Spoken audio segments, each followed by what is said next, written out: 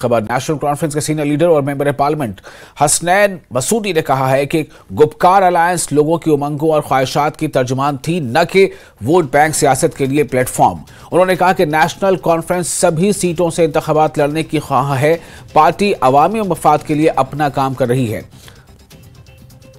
ब्राजलो जागीर कोलगाम में पार्टी की मीटिंग मुनक्किद होने के साथ साथ एक इलेक्ट्रिक सब स्टेशन का इफ्तिताह किया गया। अब्दुल मजीद लारमी और इमरान नबी डार भी इस मौके पर मौजूद थे।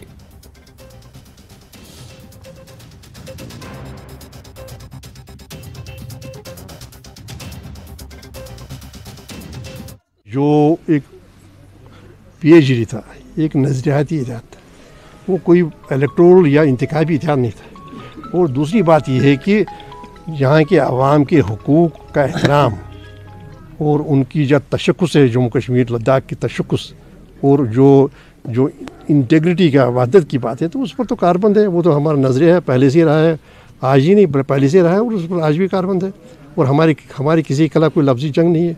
हमारा ये है कि हमने कहा कि हमने ये फैसला किया, हमारी क़यादत ने, कि जो 3 सीटें यहाँ की हैं, बारामूला, अनंतनाग और श्रीनगर की सीट, इस पर नेशनल कॉन्फ्रेंस अपनी उम्मीदवार खड़े करेगी। तो इसमें मुझे नहीं लगता है किसी को ताजुब होना चाहिए, किसी को कोई एतराज़ होना चाहिए। लेकिन महबूबा जी ने कहा कि काश एक बार फारूक साहब बोल देते तो सीट शेयरिंग पे हम ज़्यादा वो ट्रस्ट भी नहीं करते। देखिए, ये पिछले शायद आप भी होंगे, कई प्रोग्राम्स में आप भी रहे होंगे, जब मैंने ये कहा, और मैं जो मेरी से ज़्यादा सीनियर क़यादत है, ये बार बार हम कहते रहे हैं कि ये जो 3 सीटें या जो हर जगह एक उसूल अपनाया जाता है वो कि ये हमारे पास है।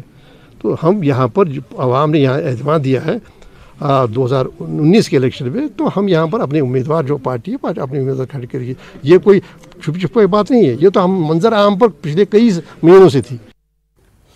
और पीपल्स डेमोक्रेटिक